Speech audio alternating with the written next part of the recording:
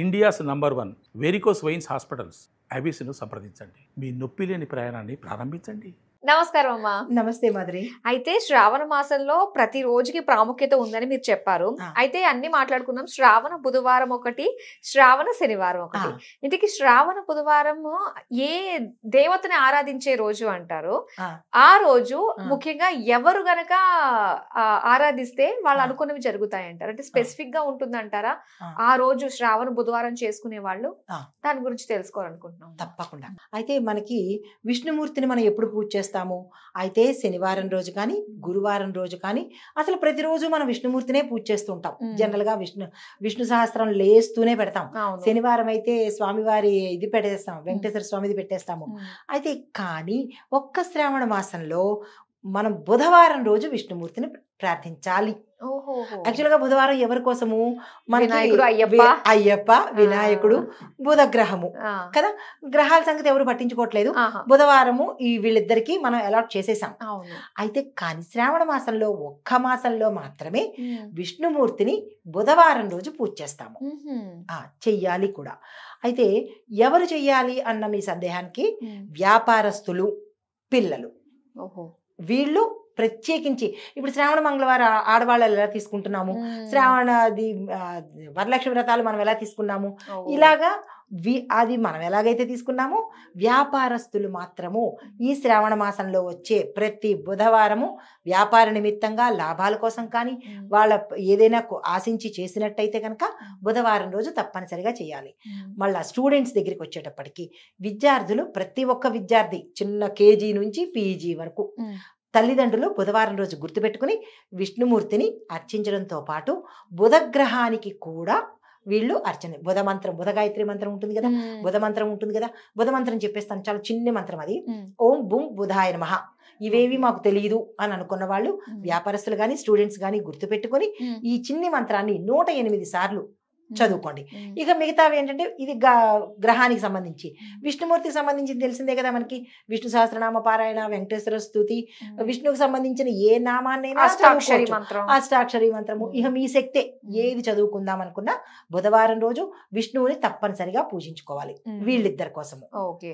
ఇంకా అలాగా శనివారం దగ్గరికి వచ్చేటప్పటికి వెంకటేశ్వర స్వామిని, ఎక్స్క్లూజివ్ వెంకటేశ్వర స్వామి, ఆయన విష్ణుమూర్తి అంశ అయినా కానీ నో, ఓన్లీ వెంకటేశ్వర స్వామిని, శని భగవాను పూజ చేసుకోవాలి. వెంకటేశ్వర స్వామి అష్టోత్తరాలు, వెంకటేశ్వర స్వామి మనకి ఉంటుంది కదా, పొద్దున్నే వింటూ ఉంటాం కదా, అది సుప్రభాతము, ఇంకా వెంకటేశ్వర స్వామిదే ఎక్కువ వెంకటేశ్వర స్వామి నామాలు. ఆ రోజు ఆయన్ని, దీంతో పాటు ఈయన శని భగవాను తప్పకుండా పూజ చేయాలి. ఎందుకో కూడా చెప్తాను. ఈ జాతక దోషంలో ప్రతి ఒక్కళ్ళకి శని భగవానుడు జాతకంలో ఇబ్బందులు పెడుతూనే ఉంటాడుగా. అంటే ఆయన పెట్టేది కాదు సుమా, మనం చేసుకుందే ఆయన మనకి ఇస్తాడు, టీచర్ లాగా అనమాట. కానీ ఏమని చేస్తున్నారు పాపం, ఆ పిచ్చి ఆయన మీద ఏమని పెడుతున్నారు, శని భగవానుడు మమ్మల్ని ఇబ్బంది పెడుతున్నాడు అంటారు. మనం చేస్తేనే కదా ఇబ్బంది పెడతాడు. శని భగవానుడు కర్మకారకుడు, ఆయనకి ఏది అంటదు. నువ్వేది చేస్తావా అదే ఇస్తాను, అంతే. మంచి చేయి మంచి తీసుకో, చెడు చేయి చెడు తీసేసుకో, ఆయనకి అందులో ఏమీ సంబంధం లేదు. అయితే ఆయన్ని ప్రసన్నం చేసుకోవడం కోసము ఆయన్ని ఆ రోజు తప్పనిసరిగా పూజ చేయాలి. వీళ్ళిద్దరిని, వెంకటేశ్వర స్వామిని, ఈయన్ని. వెంకటేశ్వర స్వామి నా మంత్రం తెలుసు కదా, పూజా విధానం తెలుసు కదా, ఓం నమో భగవతే వాసుదాయ, ఓం నమో వెంకటేశాయ చేసేస్తాము. కానీ శని భగవాను దగ్గరికి వచ్చేటప్పటికి ఒక బీజ మంత్రం ఇస్తాను, చాలా మోస్ట్ పవర్ఫుల్ అది. ఆ బీజ మంత్రం నోరు తిరగదనుకున్న వాళ్ళకి మరొక చిన్ని మంత్రం కూడా ఇస్తాను. కానీ పలికేటట్టే చెయ్యండి, మరి అంత ఏవో పెద్ద పెద్ద మాటలు కదా, ఆ వాటి పలకలేమేమి, పలకాలి, పలుకుదాము. అయితే ముందు శని భగవానుడికి ఇచ్చేస్తాను. ఓం ప్రాం ప్రీం ప్రౌం సహ శనేశ్వరాయ నమః. అన్ని బీజాక్షరాలే ఉన్నాయి ఇందులో. బీజాక్షరాలు తప్పు పలకూడదు. శనేశ్వర అంటారు, శనేశ్వర కాదు, శనేశ్వరాయ నమః. చరము అంటే కదిలేది అని అర్థం. శని భగవానుడు కదులుతూ ఉంటాడు, మందగమనుడు, చాలా స్లోగా కదులుతాడు. అందరూ ఫాస్ట్గా కదిలితే ఈయన మాత్రం స్లోగా కదులుతాడు. మరి కర్మలు అనుభవించాలి కదా, కాబట్టి స్లోగానే వెళ్తాడనమాట. ఈ మంత్రాన్ని తప్పనిసరిగా 108 సార్లు ఈ రోజు చదువుకోవాలి. అయితే ఇంకా పాపం చదువుకోలేని వాళ్ళు ఉంటారు, నోరు అంత తిరగదు అన్న వాళ్ళ కోసం మాత్రమే, మిగతా వాళ్ళకి డిస్కౌంట్ లేదు. ఓం శం శనేశ్వరాయ నమః, చిన్ని మంత్రం ఇది. దీన్ని 108 సార్లు చదవగలిగిన వాళ్ళకి కాదు, చదువుకోలేని వాళ్ళకి నోరు తిరగని వాళ్ళకి మాత్రమే ఈ సౌలభ్యం అన్నమాట. ఈ మంత్రాన్ని శనివారం రోజు చేస్తాము. శని భగవానుడికి ఇష్టమైన నైవేద్యం ఏమిటి అంటే నల్ల నువ్వులు బెల్లము కలిపిన చలివిడి పెడతాము. మా దగ్గర అది కూడా లేదు అని అనుకున్న వాళ్ళకి మనకి పటికి బెల్లం ఉంటుంది కదా, పటికి బెల్లాన్ని నైవేద్యం పెట్టండి. మరీ అంత దౌర్భాగ్యంలో ఉండొద్దమ్మా. నల్ల నువ్వులు మరీ లేవు అన్న పదం ఎంత చాలా ఈజీగా వాడేస్తారు తెలుసా. ఆ లేవు అని మనమే అఫర్మేషన్ చేసుకుంటున్నాము. లేదు అంటే అదే అవుతుంది. ఎందుకు లేదు అనుకోవాలి? ఒక 10 రూపాయలు పెట్టి నల్ల నువ్వులు తెచ్చుకోండి, ఓ 10 రూపాయలు బెల్లం పెట్టి తెచ్చుకోండి. ఆ రెండు కలిపి చలివిడి పెట్టండి. మన పాపాలు కడుక్కోవాలి కదా, పెంచుకోకూడదు కదా. కాబట్టి లేవు అనే శబ్దం ఎప్పుడూ వాడద్దు. ఇందు ముఖంగా ఏం చెప్తున్నానంటే ఏదైనా లేదు అనే శబ్దం ఈజీగా వాడేస్తారు. అది ఎప్పుడూ అనద్దు. నిండుకుంది అనండి, లేదా తర్వాత అనండి. ఇప్పుడు మీరు వైశాస్ చూసే ఉంటారు. మనం ఒకటి కొనడానికి కొట్టు దగ్గరికి వెళ్ళినప్పుడు, దుకాణం దగ్గరికి వెళ్ళినప్పుడు మనం ఒకటి అడిగితే వాళ్ళు ఏమంటారు? ఇది తీసుకోండి బాగుంటుంది అంటారు. మీరు గమనించారో లేదో. అంటే ఇప్పుడు అన్ని మాల్స్ వచ్చేసాయి కాబట్టి తెలియదు కానీ కిరాణా దుకాణాల్లోకి వెళ్తే మనం సపోజ్ ఒక షాంపూ గురించి అడుగుతాము. ఆ షాంపూ వాడి దగ్గర ఉండదు, కానీ వాడి నోట్లోంచి మాత్రం ఎప్పుడు లేదు అని రాదు. ఈ షాంపూ బాగుంటుందమ్మా, చాలా మంది ఇదే పట్టుకెళ్తూ ఉంటారు. గమనించారో లేదో? ఈసారి గమనించండి. ఎప్పుడూ అనరు వాళ్ళు లేదు అని. కానీ మనం ఎంత సులువుగా వాడేస్తామంటే లేదు అని, ఉండి కూడా లేదు అని వాడేస్తాము. అంత శబ్దం, అంత ఇష్టం మనకి. ఇంట్లో కూడా ఏదైనా సరుకులు అయిపోతున్నప్పుడు ఈ సరుకులు లేవండి అంటారు. లేవు అనద్దు, నిండుకున్నాయి.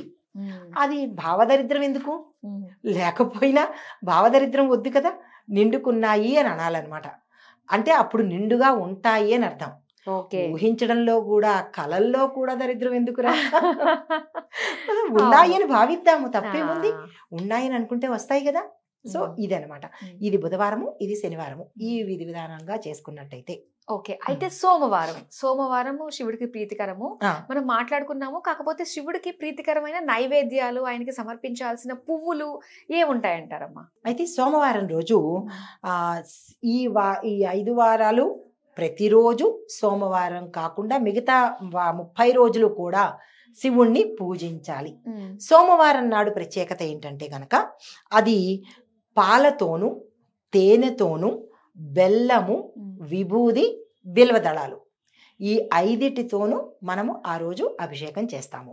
అయితే అభిషేకం చేసేటప్పుడు శివస్తోత్రాలు చదవడము. మరి శివుడికి శివస్తోత్రాలు అందరికీ తెలిసిందే కదా, రుద్రమంత్రం చదువుతారు, అష్టోత్తరం చదువుతారు. అది ప్రత్యేకంగా చెప్పాల్సిన పని లేదు. మరి ఏమిటి నైవేద్యంగా పెట్టాలి అంటే కనుక చెరుకు రసాన్ని నైవేద్యంగా పెడతారు. తర్వాత పటిక బెల్లాన్ని నైవేద్యంగా పెడతారు. దీంతో పాటు ఆ స్వామివారికి అత్యంత ఇష్టమైనది పాలను నైవేద్యంగా పెడతారు. ఇవి లేకుండా ఉండవు కదా, కాబట్టి లేవు అని అనద్దు. ఇవి నైవేద్యంగా పెడదాము. అయితే ఇది చేస్తే మనకొచ్చేది ఏంటి అంటే కనుక కళ్యాణం కాని వారికి పెళ్లిళ్ళు అవుతాయి. కళ్యాణం కాని వారికి కళ్యాణం అవ్వడంతో పాటు సంతానం కావలసిన వారికి సంతానం భాగ్యం కలుగుతుంది. దీంతో పాటు ఎవరైతే దీర్ఘకాలికంగా అనారోగ్యంతో, చాలా మంది ఇప్పుడు మీరు గమనించే ఉంటారు, ఎవరేం అడిగినా నీరసంగా మాకు ఈ రోగం అండి, ఆ రోగం అండి, ఇది బాగాలేదండి, అది బాగాలేదండి అంటుంటారు. అలాంటివి మానుకుంటే మంచిది. నిజంగా ఉన్నదేదో చెప్పుకుంటే మంచిది. అయితే అలాంటి అనారోగ్యాలు ఏవైనా ఉంటే కనుక అవి కూడా పోవడంతో పాటు దీర్ఘాయుషు, మనకి ప్రమాదాలు కానీ ఆకస్మిక మరణాలు కానీ లేకుండా తప్పించుకున్న వాళ్ళం అవుతాం. దీనికి మార్కండేయుడు ఉదాహరణ తెలుసు కదా మీకు. ఆయన చిరంజీవి అయ్యాడు. శివుణ్ణి పూజించే చిరంజీవత్వం వచ్చింది. అయితే ఇప్పుడు ఇది చేసినంత మాత్రాన మళ్ళా మనకి చిరంజీవత్వం వచ్చేస్తుందా అంటే, మనం చేసే విధానాన్ని బట్టి రోగాన్ని దాటచ్చు, దీర్ఘాయుషుని పెంచుకోవచ్చు. ఈ కలికాలంలో అది దాటితే చాలు. సో ఇవన్నీ మనకి శివుడు ఆ రోజు ప్రత్యేకంగా అనుగ్రహిస్తాడు. కాబట్టి ప్రతి ఒక్కళ్ళు ఇవి చేసుకుని శివుని అనుగ్రహం పొందాలని కోరుకుంటున్నాను. ఖచ్చితంగా అమ్మా, చాలా మంచిగా తెలియజేశారు. మనకి ఏదైతే ఉన్నాయో డైవర్షన్స్ నుంచి పక్కన పెట్టేసి చిత్తశుద్ధితోటి దైవాన్ని కనుక కొలిస్తే ఖచ్చితంగా ప్రతిఫలం మనకు ఉంటుంది. డెఫినెట్ గా ఉంటుంది, పక్కనే ఉంటుంది. చాలా చక్కగా తెలియజేసినందుకు ధన్యవాదాలు. నమస్తే అమ్మా.